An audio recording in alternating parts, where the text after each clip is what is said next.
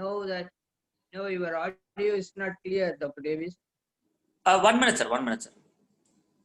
Sir, I think Davis has to unmute himself. 1 minute. Yeah.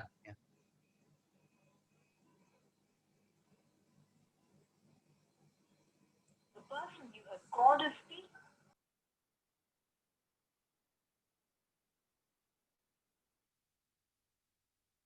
Dr. Davis? No. You have to. Yeah. Welcome to the show. Nice seeing you. Yeah. Yeah, thanks. Thanks. You muted me, so I couldn't unmute myself. Okay. Right. Fine. Yes. Fine. How are you otherwise? I'm good, thank you. Yeah. I'm very good. You let me know when you want me to start, and I can start. Say they'll be welcoming you and they give you introduction, and then you can give your presentation, whatever the time you want to take, and then there will be question and answer session. That's it. Sure. Thanks very much. It's a great pleasure. I would like to introduce Mr. Joshua, who is going to be the host here. And Joshua, you can meet Dr. Good afternoon, sir. Thank you very much. Good afternoon, sir. Sir, also we have given you access. If you want to share your PPT or anything also, you can share it if needed. Okay, that's great. Thank you. So you are given the co-host, so you can share your PPT, your screen, whatever you would like to share, you can share it. Yeah, you let me know when you want me to start, and I can make a start. We'll be starting shortly. Yes. He's going to be the host, and he will let you. It's 3:06. Am I right? Yes, sir. We have around. I think we have around 25 people right now. I think there are some more people who are yet to come. We'll just wait for another couple of minutes and then we'll start, sir. Okay. Sure. I'm very happy with that. That's perfectly okay. You let me know what you want to do. Okay, right. Is it okay? 6:15, Joshua? Yes, sir. Another 5 minutes, 5 to 10 minutes should be fine, sir. 5 minutes. Perfectly okay. Perfectly okay. Okay, fine. Hello, Dr. Inia Tendral. How are you? Muted. No, I think she is also muted.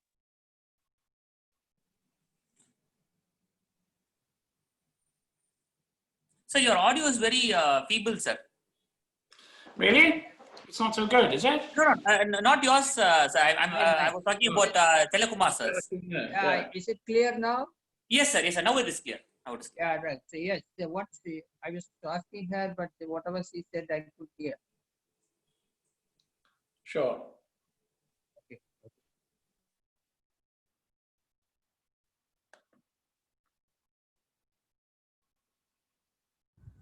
Hello, sir. Am I audible now? Oh, yes. Very good. Nice. Nice meeting you, sir. Very good evening. Co-host, is it? Yeah, co-host, sir. Okay, right. And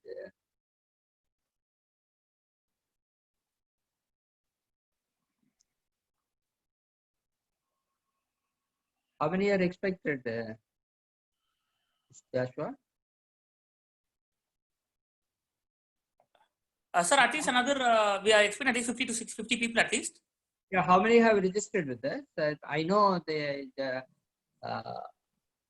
will not be on time, but still, I think we have more than 78 people who confirmed today morning that they'll be joining with us. Okay. So 78 people, we had given them all a reminder call, and so 78 people have confirmed today evening. We'll just wait for some time, sir, and we'll start shortly. Okay. Sure. That's okay.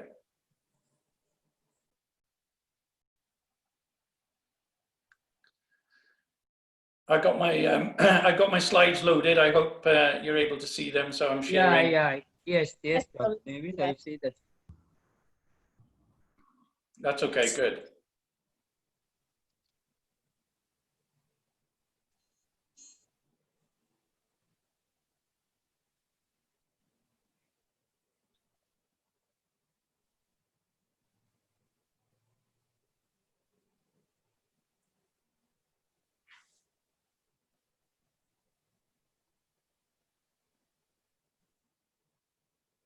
Whoops.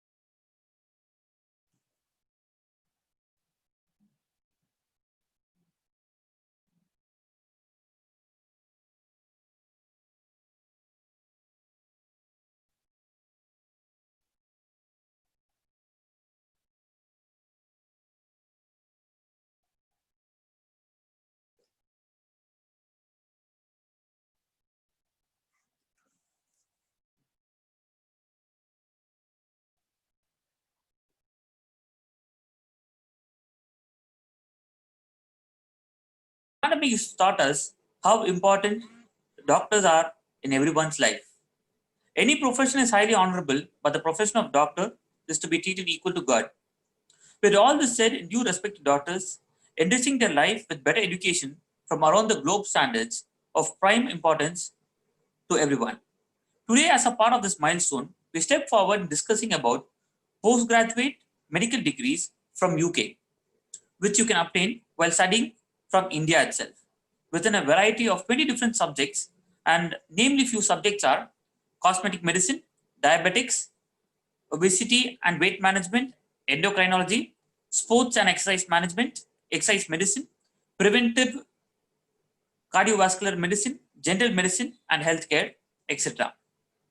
So it gives me great pleasure to welcome all the doctors from India and from abroad who have joined us in this program.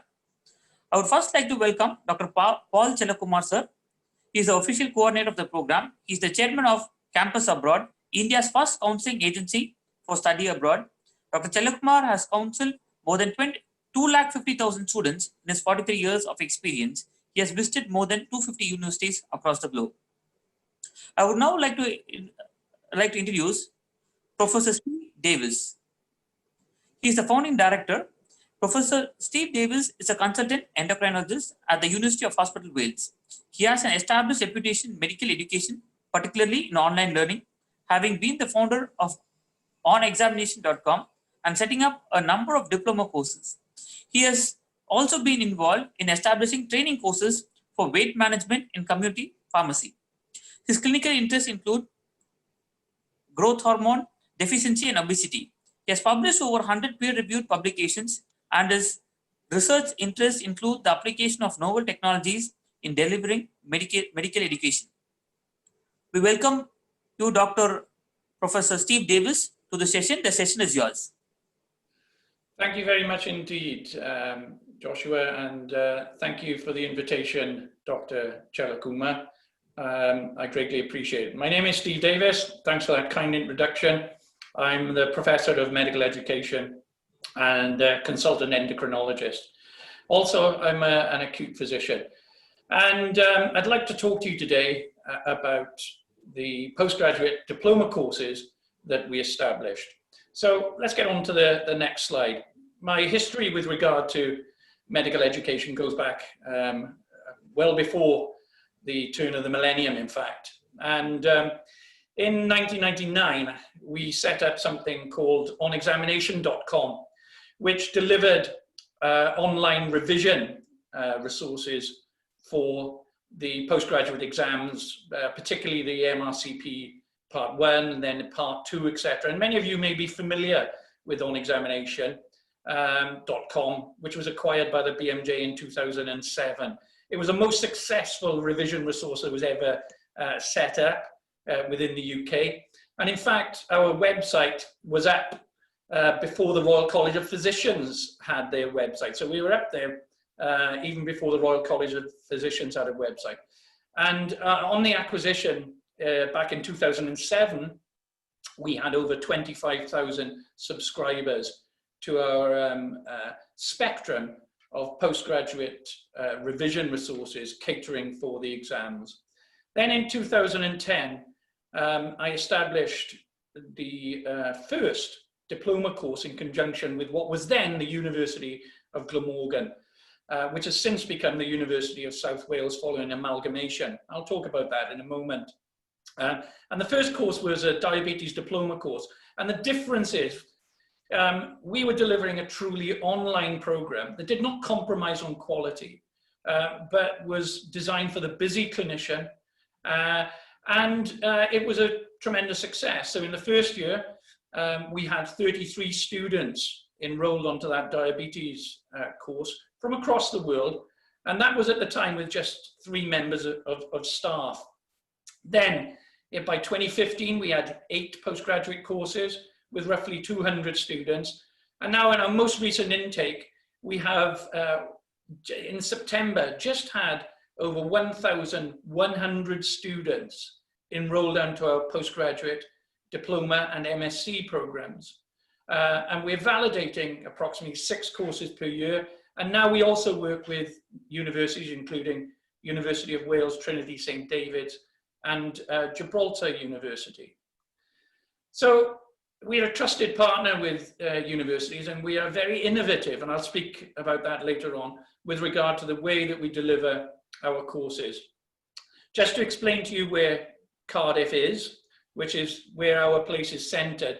This is Cardiff here, based in Wales, the United Kingdom. We're on the about the 52nd degrees latitude. So it's cold here at the moment. It's in fact, I just checked now, it's 12 degrees. And it gets quite chilly. So Cardiff is the capital of Wales with a population of 300,000, but has got a long reputation in education, particularly medicine. What's important for you guys as well is to appreciate what the heritage of these universities are. So for instance, University of Wales, Trinity St. David's is one of the oldest universities in the UK, being established in 1822, in fact. And the origins of the University of South Wales date from 1841. And then that was the University of Glamorgan, and it amalgamated with the University of Wales, Newport, to become the University of South Wales back in 2013. But importantly also, you want to know the universities with whom you're studying or where you intend to study. And the universities, out of 122 universities, this was the most recent league table published by The Guardian in 2021, which reveals that University of Wales, Trinity St. David, is ranked 56 out of 120 UK universities, and South Wales 66.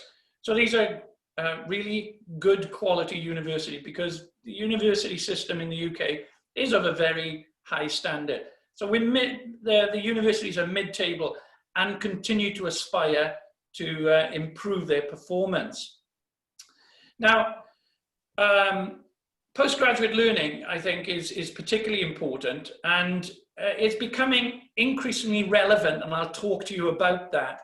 The online study and distance learning is particularly relevant. You'll see from this slide that of a total of 707,000 individuals studying for postgraduate courses in flexible learning, 117,000, nearly 17%, study either through online or distance flexible learning. So distance learning is becoming increasingly popular, and I'm sure many of you realize that it's becoming increasingly popular for a reason this year, but that was 2016, 2017 figures, and those are even higher now. Now, with regard to postgraduate data for medical education, about 120,000 individuals study for medicine or allied healthcare specialties in the UK, postgraduate courses. And postgraduate study is particularly important. If we want to specialize or progress our careers, we need to differentiate ourselves from the competition, which is quite stiff. So this is why increasingly individuals are doing postgraduate courses. And you'll see here that in the US, for instance, the number of students undertaking postgraduate courses has quadrupled in 15 years.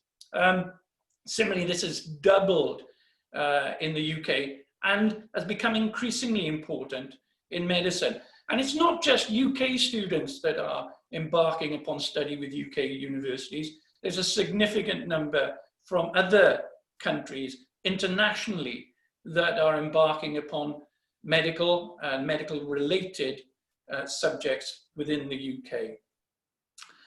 So this is our site that you'll come to. And what we uniquely do is deliver these one-year postgraduate qualifications. It's hard work, and we've condensed things into 1 year, but as Joshua indicated, these are the courses that we currently offer, which include acute medicine. As I said, I do acute medicine. There's applied health economics, particularly important with regard to health economic evaluations such as NICE, etc., because we need to increasingly justify the cost for the introduction of new drugs. So that's a very popular course, as is medical education. Increasingly, as we are involved in teaching students, as well as doctors, junior doctors in the progression of their careers, we are now expected to have a medical education qualification to enable us to be able to offer that supervision, appropriate supervision. So this is a very popular qualification where we get about 200 people studying this particular course annually, as is dermatology, where, again, very popular. And you'll see the list here that we've been adding to year on year. Our most recent inclusion is that of expedition and wilderness medicine, and that stems from the fact that many societies, for instance, are going on quite extraordinary trips, such as Diabetes UK taking a group of people up Mount Kilimanjaro. For that, they required a doctor to supervise the type 1 diabetics that were doing that. And that person requires this extra postgraduate qualification. And similarly, as was mentioned, sports and exercise medicine, no longer can you just be some sort of dab hand at doing something, such as sport, being a doctor to a particular sports regulatory body like cricket, for instance.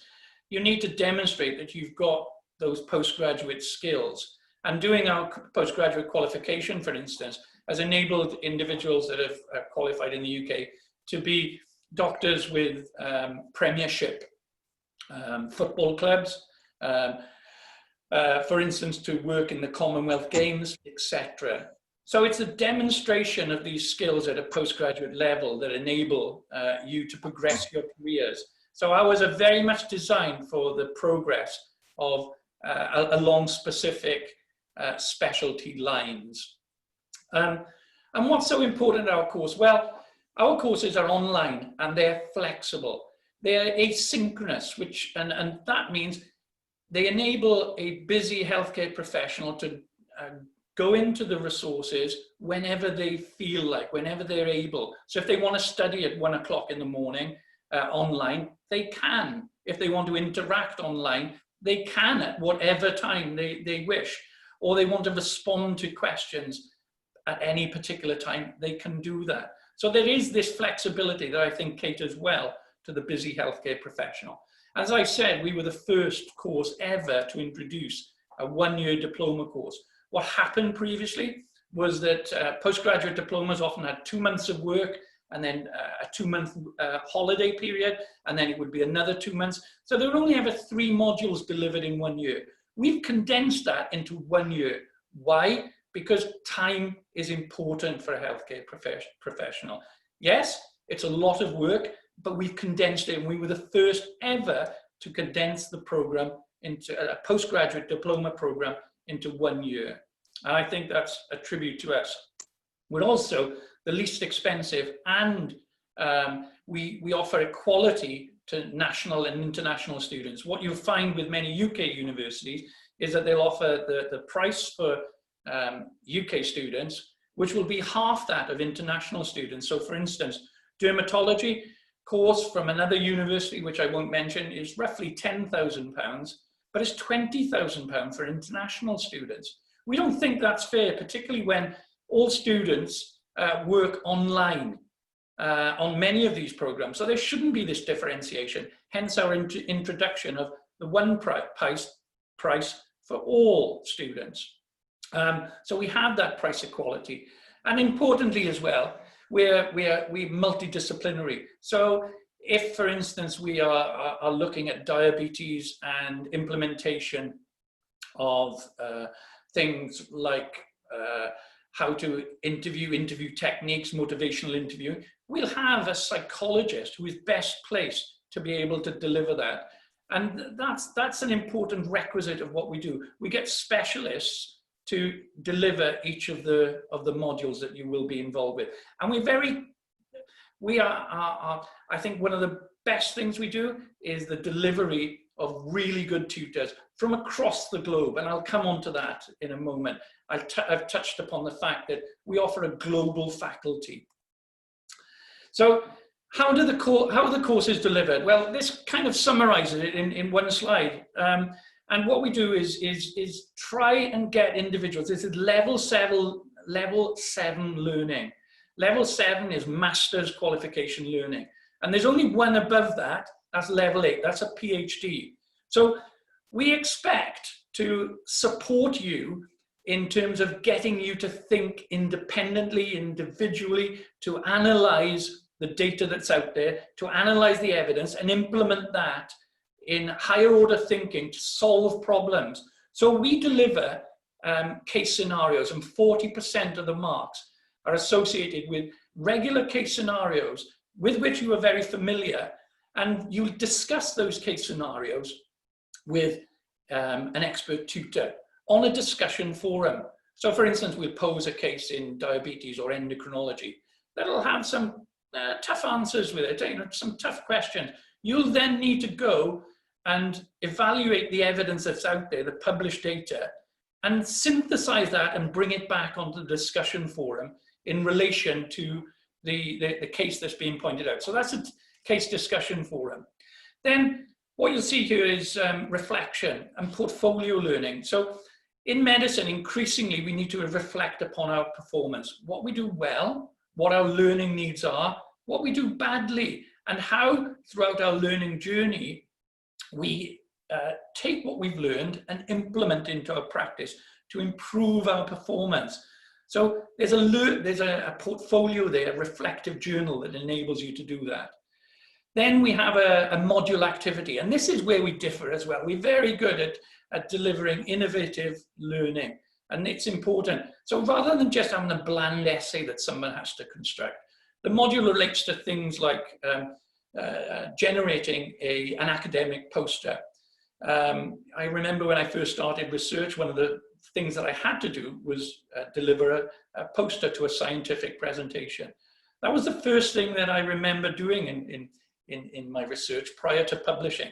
So we get you to do that. We are looking to try and help you along the way in your journey to become an independent individual that may go, an independent researcher, a key opinion leader that is capable of going on and doing level 8 qualification.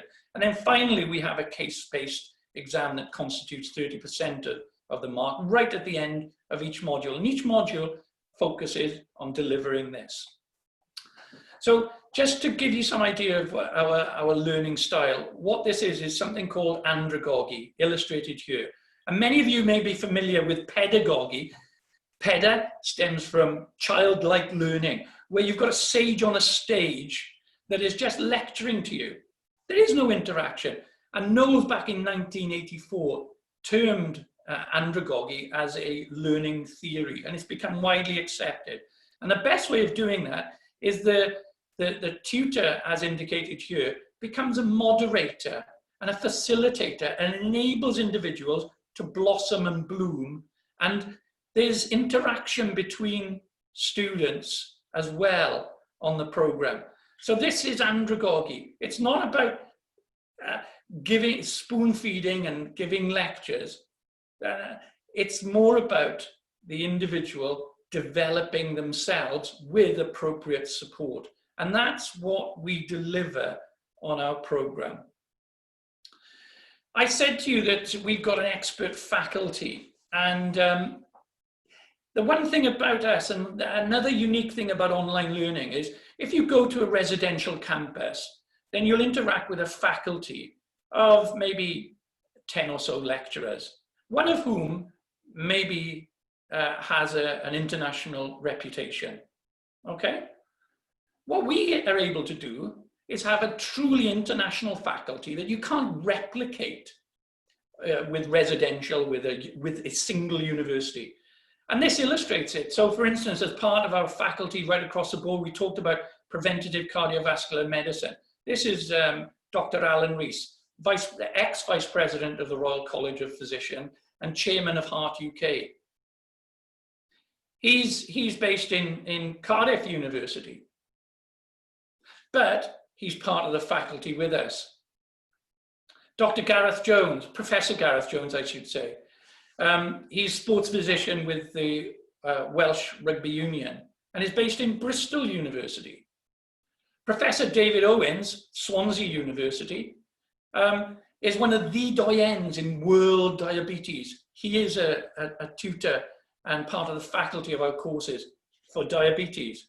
Dr. Samit Gosal from Kolkata, you may know Dr. Gosal. He's the secretary for IdeaCon and has developed an international reputation for his knowledge in diabetes. But he's tutoring our course. Dr. Sanjay Kalra, Professor Sanjay Kalra, I should say, President of the Indian Endocrine Society, tutoring on our course at the moment in endocrinology, and Professor Larry Distiller from South Africa. So you see, as a consequence of online learning, we're able to bring this faculty together, a faculty that you can't replicate in any other university. And we've had a huge growth in the number of students. As I said, this is 2018, but the number of students that we currently have on our program is in excess of 1,200. And about 60% of our students are from overseas. We get a lot of Indian students enrolling with us, as well as doctors from many other countries, including the US, Canada, South America, etc. So that just gives you some idea of our global reach. Also, our qualifications are fit for purpose for the development of key opinion leaders, as I said. In South Africa with Professor Distiller, we have a lot of distinction candidates. Does that mean that we give qualifications away easily? No, we don't. It means that we have a selection bias. We have excellent students on our courses. They are truly, truly superb students on our courses. And that's why they put in a lot of work and they get a distinction. And what has happened is that the South African authorities, medical authorities, have recognized that our qualification enables individuals to progress to a level 9. So there's a promotion involved with the acquisition of the qualification.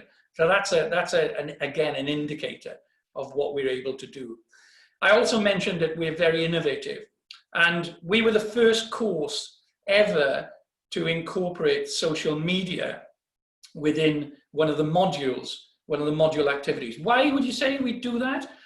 Well, previously, I used to give radio interviews and occasionally get articles in newspapers. The world has changed. Now people are getting their information from social media, be that Facebook, Twitter, whatever. That's where you're getting your information. So as doctors, we have an obligation upon us to reach out to our audience wherever they are and give them the right information, not rubbish that may be published by people that aren't qualified. So as key opinion leaders, we now have an ability to reach out to a much wider audience of patients, lay people, but also our colleagues too, and interact with those.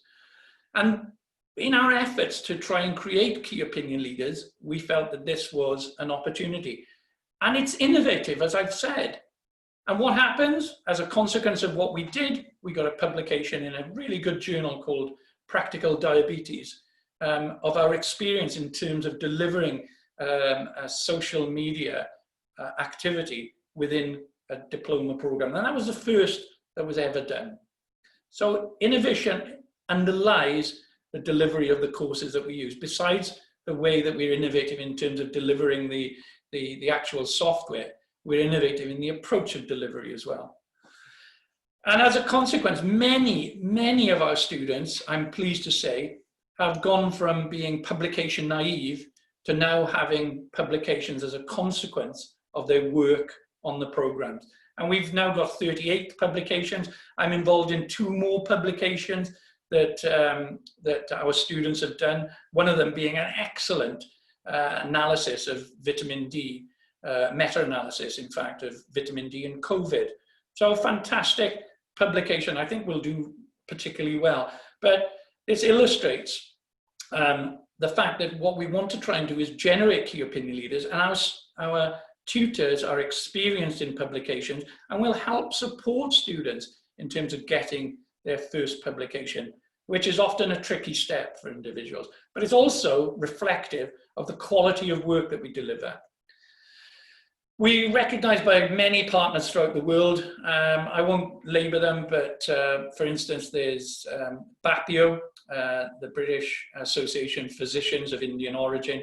We're also, the important thing is as well, recognize the fact that in this current climate, the environmental climate, studying online is a lot more carbon sensitive than going into university. So we've got an award for our environmental credentials. We're also part of Heart UK, Society. All these individuals endorse us. And I'll show you we were the first to get the Excellence Award from the IDF back in 2014.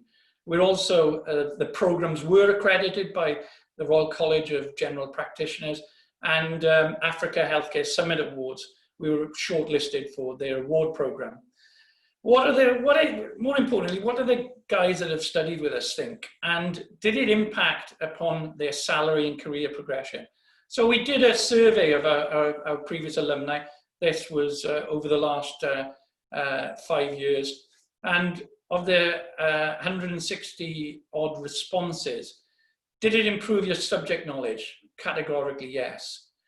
Teaching skills, yes, it did. 4 out of 5. You know, these are the average scores here. Did it improve your salary? Well, it's early days after 3 years of study, but 3.4 out of 5, that's pretty indicative that the courses do enable individuals to progress your earning capacity as well, and that's important. And we get very high satisfaction. So let me address one other issue, and that's the elephant in the room, if you like. But online learning is inferior to campus-based learning. That's what people say, and that's what some governments suggest. Well, I think COVID has resoundingly answered this. We've seen the closure of many red brick universities, students having to suspend their courses. So residential learning, the weaknesses there have been exposed, and the strengths of online learning have been illustrated as a consequence of COVID. So I think that in the future, your campus is no longer red brick here, but it's an aluminium case. And why? Because we can have sight, visibility of all our students at any particular time, what they're doing, not falling asleep in lectures like pedagogy. We are interacting and seeing what students can do. So I think residential courses will be a thing of the past. I don't think that we're ever going to replace hands-on training where you're doing operations or liver biopsies or paracentesis. I don't think that's going to be replaced. But evidence-based learning, I think it has to be, and COVID has illustrated that. So if societies or governments begin to reflect on online learning as being inferior, then I think that's archaic, because we are seeing, we are witnessing, we are living through a time of a revolution in how individuals learn that has been imposed upon us, not just by COVID, but also by the technology that's currently available. But also let's look at the evidence. This is an MIT study that indicated that online learning is just as effective as traditional learning. So that's MIT. Then if we go to a meta-analysis of which we regard as level 1 evidence, in medicine. This was done by the US Department of Education. And they analyzed 99 studies in their meta-analysis over a 12-year period. And what they found is, on average, students in online learning conditions performed better than those receiving face-to-face instruction. I kind of leave the evidence there. That is one of the most powerful. So if governments are suggesting that online learning is inferior, that is contrary to the evidence, and it needs to change. So what kind of in summary, what really is the sum of our success? Well, it's based on ensure only the best tutors are engaged and teaching our students. We check the credentials of the tutors. We have a very stringent process of training tutors. We standardize tutor training material across the modules. We also do a lot in quality assurance. There's an internal review process of all the material for tutors. We have SLAs for tutors. We review tutoring 5 days per week, and there's annual review of each course by an external examiner as well. And as I said, I think one thing that underlies our success is innovation. We've been innovative in terms of getting peer review into our programs. Now, as we want to make key opinion leaders, and what's going to happen as key opinion leaders, as individuals that are going to be examiners in the future, you're going to need to mark students. So we get you to mark students. And what happens as you mark other students, and this is a private process, but as you get to mark other students, you begin to realize what constitutes good performance and bad performance. And that insight is so important for learners as well. And that's a great introduction we have recently brought into the programs. We do poster presentation, as I said, and social media activity. And in consequence, unlike many other courses where you're looking at 25, 30% attrition, our attrition rate in our courses currently stands for the latest intake at just 7.4%. So it's low, and we do our utmost to support students through that. So in summary, don't let anybody tell you that online learning is not the future of postgraduate healthcare learning. It is, and it's probably the present. Our courses cater for the busy healthcare professional, and they're asynchronous. So they cater to your style of learning, and it's andragogy. We are now in our second decade of online postgraduate delivery that differentiates us from many others. So we've done a lot of learning along the way. We were the first to pioneer this one-year postgraduate course. And you look elsewhere at other medical courses you might want to do, they do it in 2 years. They give you long gaps, vacations in between the modules. That I don't think is a good thing really, particularly for a busy healthcare professional. We have a truly international faculty and alumni of some of the best academics in the world. And we feel that we offer value for money in our courses. And in consequence for all the above, we have a high satisfaction rate of our alumni and evidence, as I said, of career progression. So I'll just terminate the slide share because I've finished my talk, and I'd be very happy to receive any questions. Thank you very much, Professor Steve Davis. We'll be opening to the question and answer session. To all the participants here, if you would like to ask any questions, you can give the raise hand and we will unmute you. You can ask your question directly, or you can leave your text message or question in the chat box and we'll ask it on behalf of you. The question and answer session will be monitored or will be conveyed by our Global Relations Officer, Dr. Inyatendra.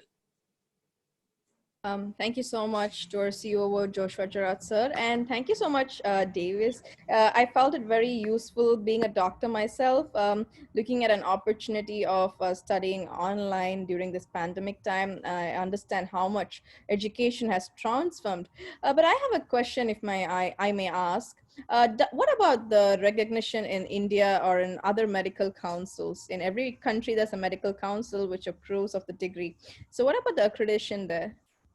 Yeah, that's a good point. I mean, we've tried to work with the MCI, which I think has only recently become reinstituted, and it's difficult. I think there are some places in the world that say that they don't recognize online learning.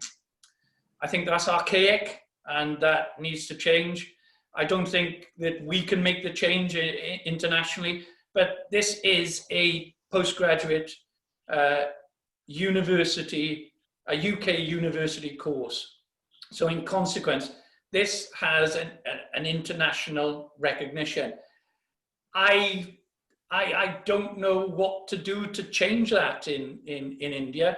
I think it has to change. You know, there is no way that they can continue a stance whereby they don't recognize online awards. But there may be, you know, it depends on the online award, but if it's a university recognized online award, it's like saying you have a UK, say you've got you're a doctor in the UK. It's like saying, well, we don't recognize that qualification. I just don't understand it. Are you able to put this after your name? Yes. I think this has been challenged in court. There an ability to put postgraduate, diploma, diabetes, or whatever it might be, after one's name with UK around it. you can do that. I think that has been challenging in court. It's whether this qualification enables an individual to be a specialist, a diabetologist. That it does not. Let me be clear about that. Every country has its own approach with regard to specialist training. So it doesn't mean that you become a diabetologist or a consultant diabetologist. I need to go along a specific practical residential training route, as well as complemented by online learning. But what it does offer evidence of a higher level, a master's level of skill. So that's what I think. Thank you so much for answering that. I now have Dr. Aspirin to ask us a question. You're on mute now. Okay. Good evening, sir. My question is like, what about the exams? How we are supposed to answer the exams? Will it be online, or like what kind of, it'll be like MCQs, or we are supposed to have an interactive session? Yeah, that's right. The exam is an online exam at the end of the module, and we now do very much like the specialty certificate exams, which is like the MRCP Part 3. That's a specialty exam done across the medical specialties. It's an online exam. So we deliver 30 questions at the end of the module, constituting 30%. And it's an online open book exam, because we stand by the fact that this is higher order thinking. So you need to kind of work out the answers. It's like, as an example, I'll just say, a 55-year-old man comes along with polyuria, polydipsia. He's got a family history of diabetes. What is the most appropriate test for this individual? Those are the questions that we answer. It's not something you can suddenly Google. It won't be like, what percentage of the population have got diabetes and are blind? That's an irrelevant question. It's something that one can Google. This is about higher order thinking. So it's an online open book exam, and is timed, so you have 1.5 hours to answer all those questions. 1 hour, sorry, to answer all those 30 questions. Okay, so thank you. And one more question. It's like, what is the course actually about? It is theoretical entirely, or we have practical sessions also? No, as I was conveying it there, it's very practical. So we can't, an online course, as I said, it can't offer sort of a practical hands-on experience where, you'll look at somebody's fundi, for instance. Even then, it's really difficult to teach that. But what it is it's very practical in its implementation. So it will present you, the tutors will be presenting you cases, and you'll go and research the evidence, the guidelines, and come back with answers to what those questions are. It'll be, what in this patient, what does the HbA1c actually mean in terms of reflecting an average glucose concentration? We say HbA1c of 7%. Does that mean that your average glucose is 7 millimoles per liter, or times that by 18 for you guys? No, it does not. So it's about understanding and higher order thinking to interpret a particular clinical scenario. So it's very practical in that regard, rather than saying, the epidemiology is 20% of individuals with type 1 diabetes end up dying of coronary artery disease. It is far more holistic than that. And that's where the practical element comes in, because it's about utilizing, in the vast majority of cases, and when a patient comes in through the door to me, I'm thinking, okay, there's a diagnosis, there's a diagnostic synthesis, what investigations are required, and what are the treatments. So increasingly doing telephone consultations where I'm thinking about these things and then implementing that. And this is what we try and raise, this higher order thinking based upon going away and analyzing the evidence and implementing that. That's what we do. Thank you, sir. Thank you so much. Thank you for answering that. Now we have Dr. Dahira. She has a question for you. Dr. Dahira, you can go on now. So hello all. So I'm not sure actually. So myself, I'm actually doing an MPH course. like we're doing MD, like preventive and social medicine. But what I feel is that you have been emphasizing more on like theoretical kind of thing. So are we going to have any clinical interventions? Because you have been talking about evidence-based medicine and all those things. So I think anybody can do it. Nowadays, even MBBS students are all doing all those things. So, and on top of it, even I guess Coursera is like offering us courses from Harvard, Oxford, and everything. So, So I just I want to mean, know, like, how is your program any different from all these things? yeah. So you know, our courses are different because it's level 7, and I simplify it to a certain extent. Level 7 is higher order thinking. It is not pedagogy where people are giving lectures. Okay, it's not that. It's a course tutor, an experienced individual that is interacting with the student group and the students themselves, answering clinical cases.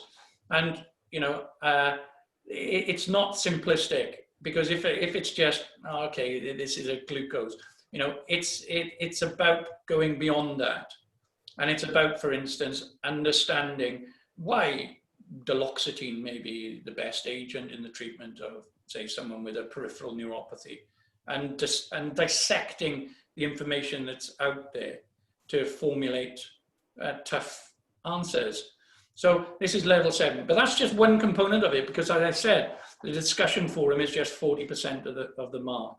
There's also portfolio, which is reflective practice. Now, to my knowledge, there are very few courses that implement reflection, but reflection is a key to revalidation. You need to know what you're good at, what you're bad at, what you've learned. Set out your learning objectives, because if you say at MBBS, well, I kind of know most things, that's not true. You know, I was talking to someone yesterday, and I'm just saying every day I learn something new, and I learn something new usually from the patient. And it's about, therefore, going away and looking at the evidence and then implementing that. So this is where portfolio learning, the reflective practice is important. And then a module activity. I don't know if people, if other courses are saying, go and do a poster presentation, or develop a patient information leaflet, or develop a business case that will get you a practice nurse, okay? Or develop a business case for a new clinic, for instance, in retinal screening. That's different, that's innovative. And I don't think there are any courses, to my knowledge, that say, become a key opinion leader, you know, and this is how we'll help support you in that process with social media. And understand what the guidelines are. Maybe you do know what the guidelines are and you're very familiar with it.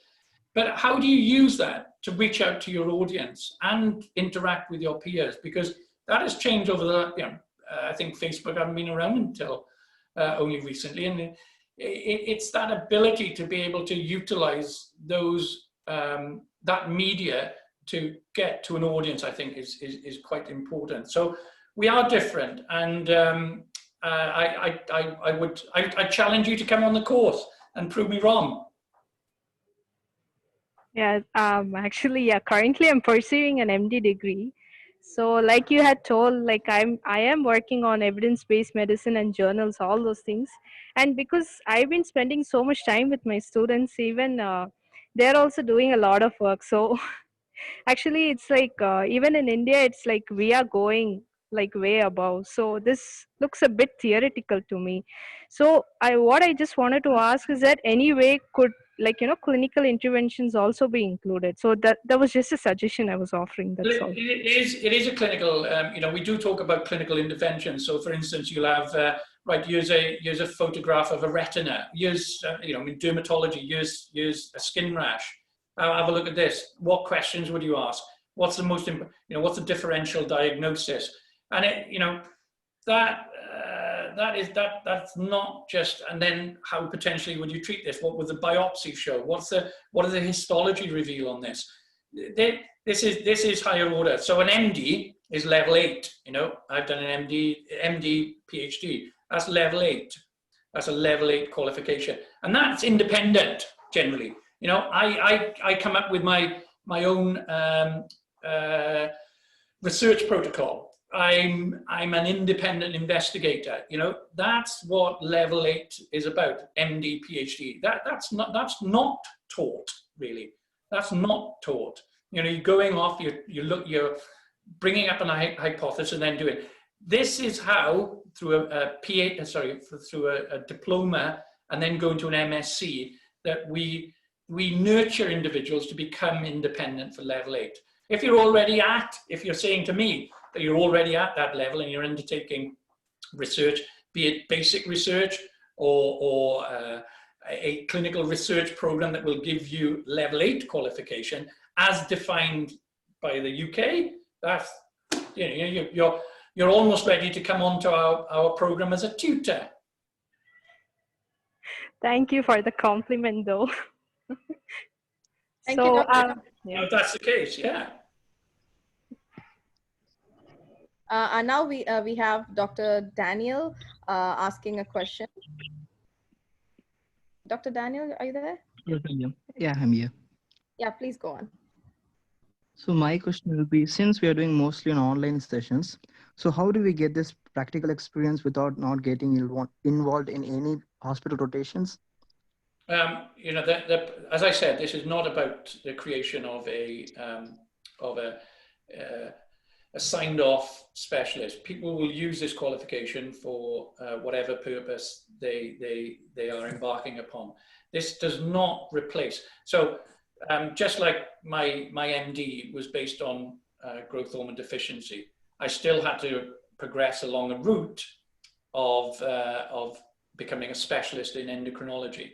Okay, and you can't replace that. So, but what that MD did was made me more competitive. I was able to, you know, understand research that much better. I was able to dissect papers. I was able to understand evidence-based medicine, statistics. Those things often are rather neglected in traditional. So this is where the qualification comes in, because it doesn't mean you're a specialist, but what it does mean is that you've got an excellent grounding at master's level in diabetes or endocrinology or whatever that might be. And so you will still need to embark upon whatever your specialty might be. If you're a diabetologist or an endocrinologist or a dermatologist or a GP. Okay. And so how many semesters are there and how many papers we need to clear in this course? There are 6 modules there are 6 modules in the diploma course, and then there are 2 modules in the MSc. So the MSc is writing a thesis, and that's great preparation. I haven't really talked about the MSc. So there's 6 modules, each of 6 weeks, and there's about a 2-week gap in between. So we really condense the gap between modules. So it's intense. There's a lot of study involved in this, a lot of study. It's intense for the year, but we feel that that's what people want. And then the MSc is 2 modules, and you write a thesis fundamentally at the end of the module, and that can be on things like a literature review or a patient questionnaire or an interrogation of your own clinical data through audit, for instance, and then with an associated literature review. But it needs to be achievable. So if you're going to undertake a project, a research project, it needs to be easily completable within the 9 months of the MSc. Yeah, okay. And so when is the course starting? So the course started in September. We have 2 intakes a year, one in March and the other in September. So the next intake is in March. If individuals want to sign up for it, the programs are very popular. And we do limit the numbers coming onto each program because we're limited by the number of tutors. I think what we do as well, you'll see many other programs doing, and I know one in dermatology that does 1 tutor per 100 students. Ours is one tutor per 15 to 20 students. That's better than my kids' school class, where they have 1 teacher to 30 students. You know, so it's a nice small number, and you get a lot of interaction with a very knowledgeable tutor. Yeah, okay. And since we are just like getting contents into 6 modules, so like we'll be able to read it so elaborately, or just we'll have a rush up over things. You can spend as much time as you like on the modules. You know, you can interact as much time as you like. But what we typically say is, you know, utilize the experience that you have in clinical practice or whatever practice you might be doing, be that a specialist or be that primary care. Utilize that experience and bring that experience that you have, because you know. Do many people write a clinical diary of what they're doing? No, they don't, but they should. So this enables you to begin to analyze your own clinical performance and bring it into the context of level 7 learning. So that's the design of this, that we try and get individuals to utilize their experience in clinical practice and bring it onto the course. So we don't expect you to be online 12 hours a day. No course does that. What you do is maybe spend 1 to 2 hours a day, or one to 2 hours a day on, Hello. or 1 hour a day online, maybe split up to 30 minutes in the morning, 30 minutes in the evening, but utilizing your clinical experience in answering the questions, and also going away and becoming far more familiar. And we're not just talking about reading the guidelines, we're talking about interpreting the guidelines. And that's a difference for me. It's interpreting what's there and seeing whether a guideline is appropriate or not.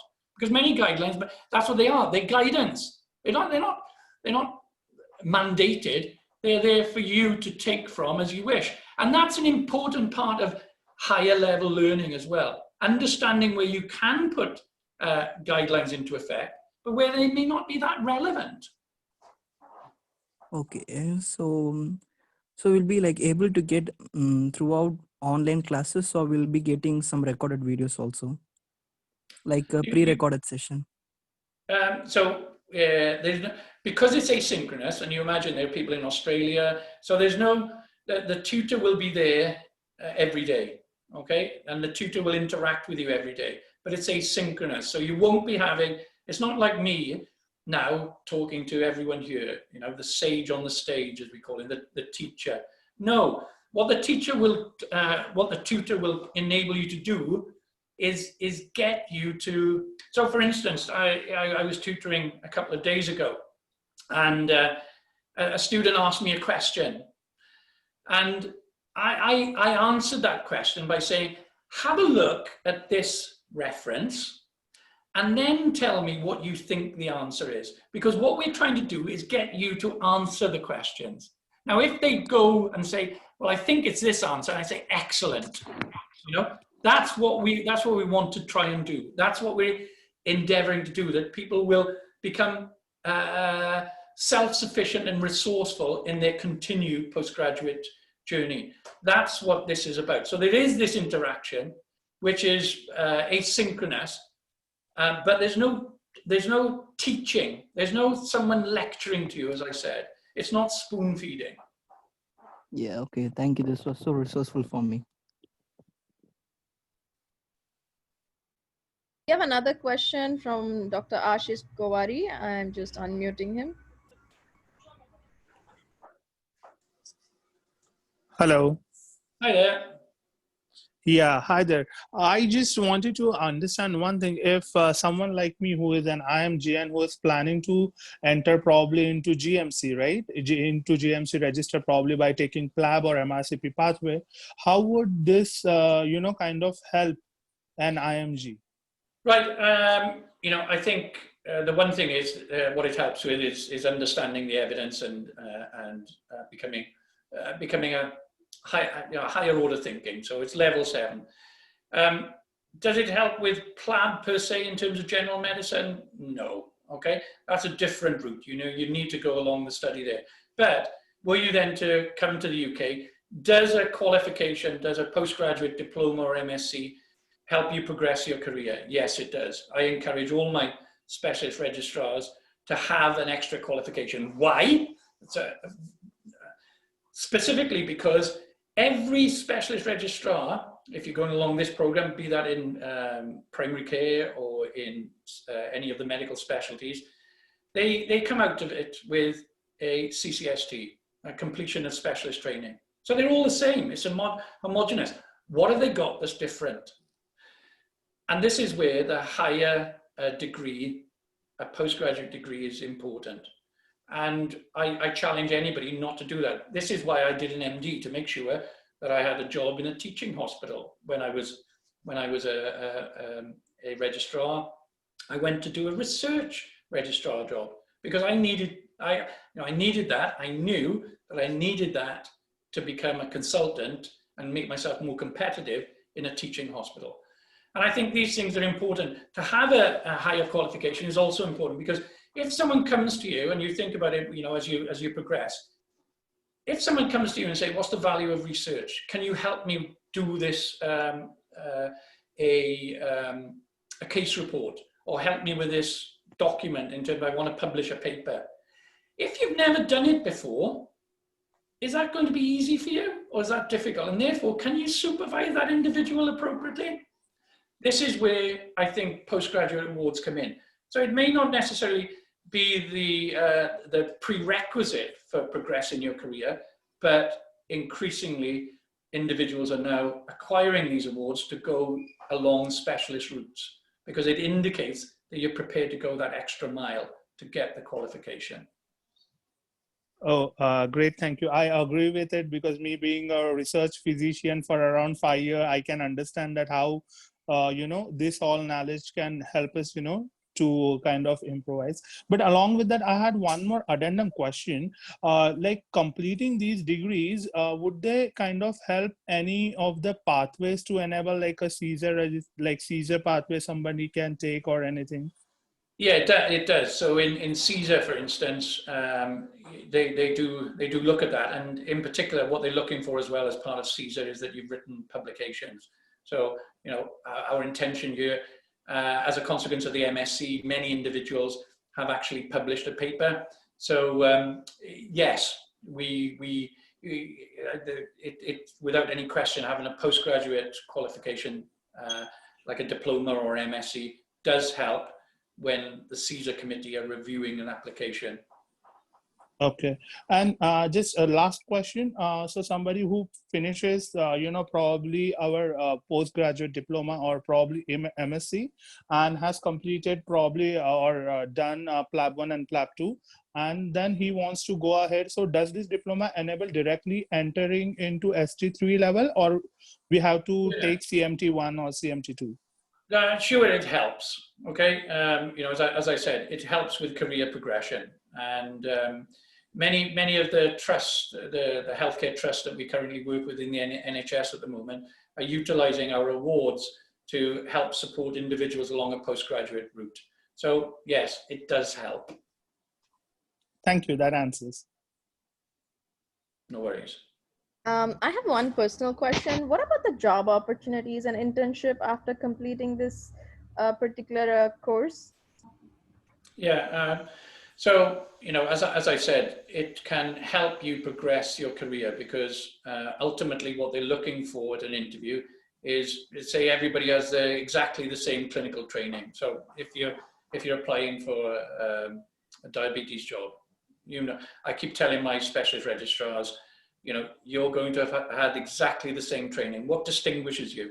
So the distinguishing features are, one, that you've got some medical education experience. So that's why many people do medical education. If you've got leadership or evidence of any leadership, that helps as well. So taking leadership qualifications can say, oh, I'm different. I'm going to go along, I'm going to be a consultant, and I'm going to run a team, or I'm going to run a specialty, or indeed I want to take a management route in the NHS. Leadership is often an important qualification. And finally, what evidence do you have of doing a postgraduate qualification that enables you to have a better understanding at level 7? Because what I mean by level 7 is level 6 is a graduate award. And as a doctor, that's a degree. So that's level 6. What evidence do you have for level 7? Now, with our specialist training program, the specialist training used to incorporate research as part of it, so you could drop out and do a research program. Not anymore. So it's a run through, and you have 5 or 6 years of specialist registrar training without any reference to research. So this is why I tell my registrars to get a postgraduate qualification in whatever way, shape or form, be that in medical education, leadership, or indeed in the specialist subject. Because it is so important to, you know, can you stand a stool on one leg? No, you can't. So that's clinical training. You can't stand a stool on one leg. It'll collapse. You need to get the balance there. So you need to begin to demonstrate things like research, leadership, education, because it's a very competitive environment at the moment in the UK, particularly for the higher places like consultant job or specialist registrars. And GP is becoming a lot more competitive as well. So I urge people to do it, but then in general practice, so for instance, in primary care, the specialist qualification enables many people to say, do you know what, I'm going to be the lead for the practice in diabetes, endocrinology, dermatology, cardiovascular medicine. Do you understand that? That's where, particularly in primary care, general practice, this is where postgraduate qualification really, really helps. All right, that was all the questions I had from my side. And is there any other questions? Someone from the audience?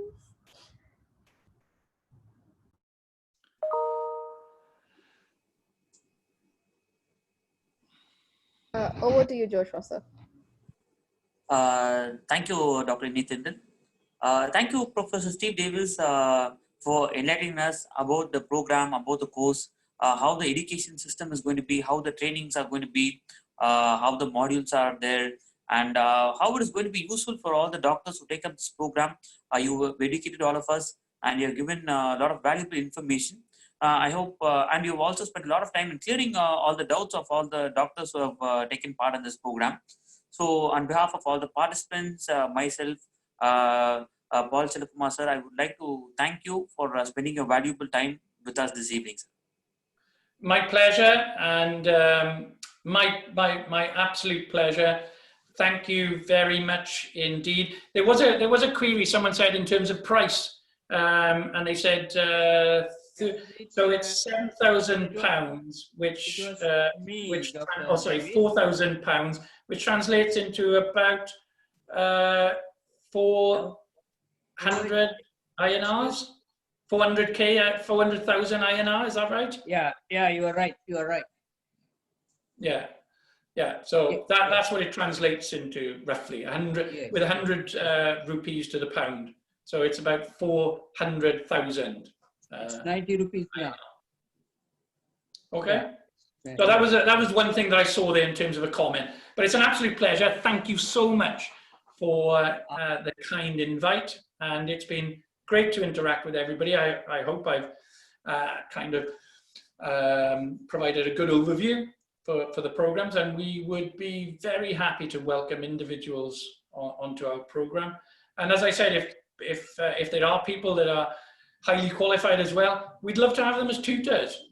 We are passionate about medical education, and we feel that tackling the global burden of disease requires a global effort. So we would love to have people on our program. This isn't something just from the UK. This isn't unilateral, uninational. We are looking at these programs being entirely global and multinational, and that's our tutor base. So people, if there are many people here that feel that they're able to tutor at the level and have got the qualifications, we'd welcome them on board too. Wonderful, sir. Wonderful. Thank you very much, sir. For your valuable... Excuse me, Mr. Gerard, that we have 35 candidates that attended the session. And do you think we will have one more session tomorrow evening, or how do you think? Mr. Dr. Davis will be happy to participate, but provided we have... I think Professor Davis has answered all the questions of all the participants, sir. So in case I'm concerned about, I think there were around 70 people entered about the program and registered. What about the rest? If they think that there's going to be tomorrow, if they probably. No, sir. We will send them. We will try to send them this Video. recorded version to them, sir. We'll send them Okay, this right. recorded version. So thank you, Dr. Davis. Yes, you are relieved for tomorrow. Thank you so much for all the time everyone has spent on this. It's been a great pleasure. If you have any queries, don't hesitate to contact us. And the team are very open. So whatever the query is, feel free. Just send it in to us and we'll be happy to help in any way that we possibly can. It's a delight. I usually go to India every year to work with Dr. Gosal and Dr. Shalini Jaggi in Delhi. It's a shame I've missed it this year, but I hope to be back next year. Oh, right. Looking forward to see you back in India, sir. Thank you very much. I have information. Mr. Gerard is an alumnus of Cardiff University. He did his management there. He spent more than a year in Cardiff. Excellent. Did you enjoy it? Definitely, I did, sir. I did. It's a lovely city. A little bit cold at the moment, too cold for me, but yeah, it's a lovely place, and we've got great awards as well. So we look forward to welcoming you on the programs at some stage or other. Thank you very much, sir. Thank you very much, sir. I would now like to request all the participants to kindly rise for the national anthem, please.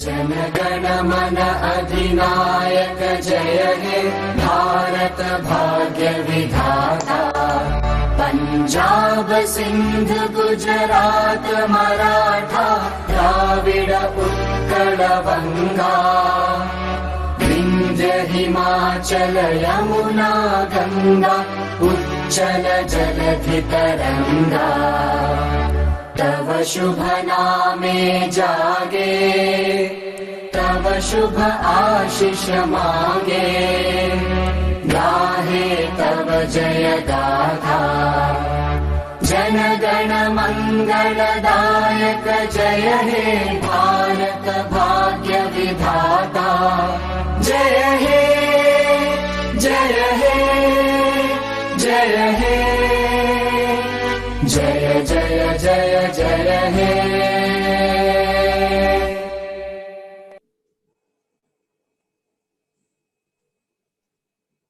Thank you all very much.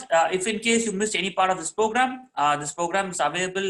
You can watch it on Facebook, and I will send you the link in the chat box, and we'll also send you a recorded version of this so that in case if you have missed out anything and if you have any clarifications, you can go through it again.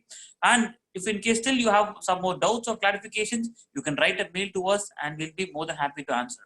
So once again, happy learning and have a wonderful evening to all the participants.